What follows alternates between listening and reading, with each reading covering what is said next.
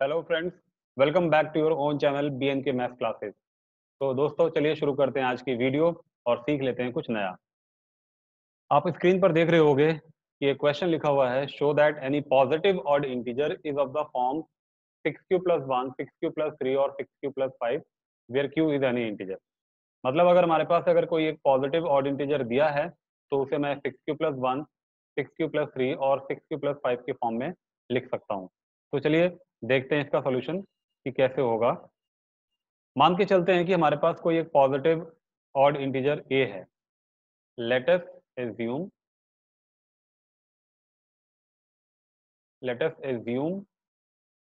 a is any positive odd integer, right. तो आप यहाँ से देख सकते हो कि जो b हमारे पास है वो 6 है। It means b is equal to 6। तो यूक्लिड डिवीजन लेमा हमें क्या कहेगा, then by using EDL, Euclid division lemma. अगर आपको यूक्लिड डिवीजन लेमा नहीं पता तो आप मेरी पिछली वीडियोस को देख सकते हो।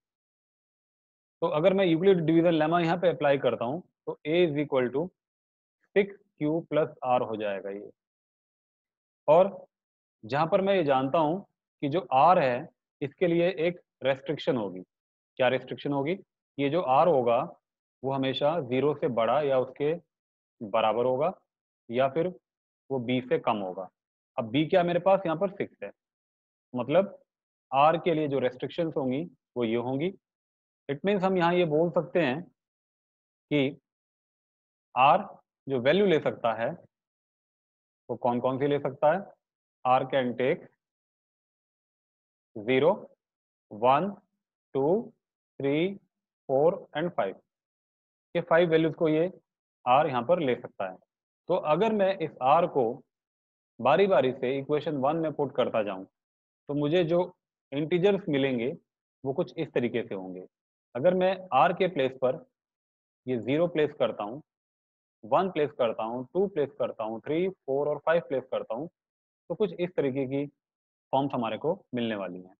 a is equal to 6q जब मैंने r के प्लेस पर 0 रखा, a इक्वल टू 6q+1 जब मैंने r के प्लेस पर 1 प्लेस किया, a is equal to 6q+2 जब मैंने r के प्लेस पर 2 प्लेस किया, a is equal to 6q+3 जब मैंने r को 3 से रिप्लेस कर दिया, a equal to 6q+4 r को मैंने 4 से रिप्लेस कर दिया और a equal to 6q+5, right. अब आप देख सकते हो कि ये जो इंटीजर हमारे पास ऑड इंटीजर है वो 6q, 6q+1, 6q+2, 6q+3 और 6q+4, राइट। ये इस फॉर्म में लिखा हुआ है। लेकिन मैं यहाँ पर ये देखना चाहता हूँ कि ये जो नंबर बने हुए हैं क्या एक्चुअल में ये सारे के सारे ऑड नंबर्स हैं या ऑड इंटीजर्स हैं। 6q+1, 6q+2, 6q+3, 6q+4 and 6q+5। तो शुरुआत करते हैं हम यहाँ से। तो अगर मैं यहाँ से 6q को देखता हूँ तो मैं इसमें से 2 कॉमन निकाल सकता हूँ। तो अगर ये 2 कॉमन निकल गया यहाँ पर, इसका मतलब ये जो नंबर है इसके फैक्टर में 2 मिल गया, तो इजीली ये नंबर 2 से डिविजिबल है। और हर एक नंबर जो 2 से डिवाइड हो जाता है वो एक इवन नंबर होता है। इट मीन्स ये हमारे पास एक इवन नंबर हो गया। a इक्वल टू 6q+1, इसमें से मैं 2 कॉमन नहीं निकाल पाऊंगा और अगर 2 कॉमन नहीं निकाल पाऊंगा इसका मतलब ये 2 से डिविजिबल नहीं है। तो अगर ये 2 से डिविजिबल नहीं है तो इसका मतलब ये कैसा नंबर होगा, ये एक ऑड इंटीजर होगा। अब मैं यहाँ चलता हूँ, 6q+2 में से आप देखोगे तो आप इजिली 2 कॉमन निकाल सकते हो। तो अगर आप 2 कॉमन निकालेंगे तो 3q+1 बचेगा, राइट। इट मीन्स ये जो नंबर 6q+2 है ये 2 से डिविजिबल है और अगर 2 से डिविजिबल है तो इसका मतलब मैं इस वाले नंबर को बोल सकता हूँ कि ये कि इवन इंटीजर है। सेम हेयर, अगर मैं अब यहाँ चलता हूँ तो 6q + 3 में से मैं 2 कॉमन नहीं निकाल सकता, और अगर मैं 2 कॉमन नहीं निकाल सकता तो इसका मतलब ये नंबर 2 से डिविजिबल नहीं है, और अगर 2 से डिविजिबल नहीं है इसका मतलब ये कैसा नंबर है, एक ऑड नंबर है, यानी कि हम इसे ऑड इंटीजर बोल सकते हैं। अब a = 6q + 4 पे आते हैं। इसमें से अगर हम देखें तो 2 कॉमन निकलेगा, और अगर 2 कॉमन निकलेगा तो क्या आएगा, ये आ जाएगा 3q + 2। अब इसका मतलब अगर 2 कॉमन निकल चुका है तो ये डिविजिबल है 2 से, और अगर ये डिविजिबल है तो ये इवन है। सेम हेयर, अगर हम यहाँ पर से 6q + 5 को अगर हम देखते हैं, अगर हम 6q + 5 को देखते हैं तो 6q + 5 में से कहीं से भी हम 2 कॉमन नहीं निकाल सकते, और अगर 2 से कॉमन नहीं होगा तो ये 2 से डिविजिबल भी नहीं होगा। अगर 2 से डिविजिबल नहीं है तो इसका मतलब ये ऑड है। इट मीन्स मैंने आपको यहाँ पर कुछ केसेस दिखाए। अब इन केसेस को जरा हम समझते हैं। आपने देखा कि यहाँ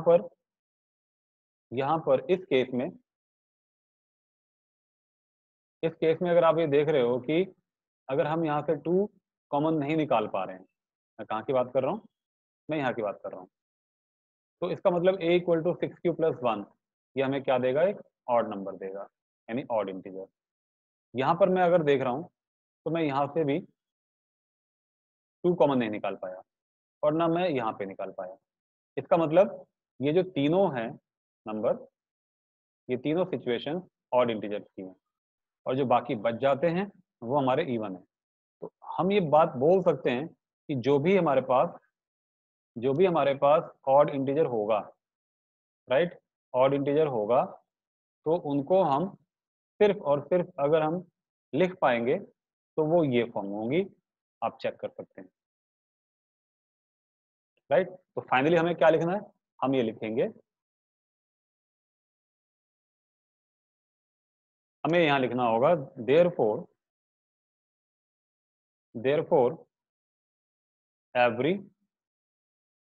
odd positive